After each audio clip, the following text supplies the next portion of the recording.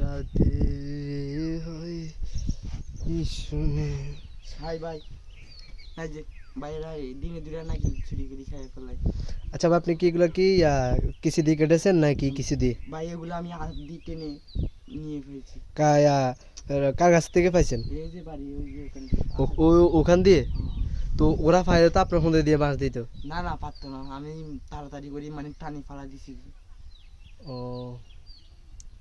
মানে আপনি আপনাকে স্বর্গ মনে করতেছেন? হ্যাঁ আচ্ছা যাক, তো তো ডাবিটা খাওয়া যায়? কিভাবে চলবো এটা কিভাবে দেখাই দেন এই যে না, মানে কামড়া আমি কিভাবে চলবো মানে ওইটা মানে বসে করবে এভাবে বলে দেন।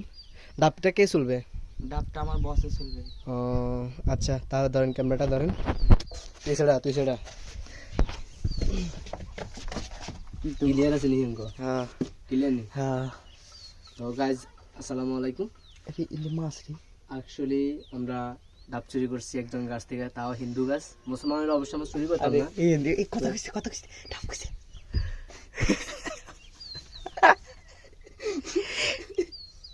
নৌকা টান ও এটা টান ওই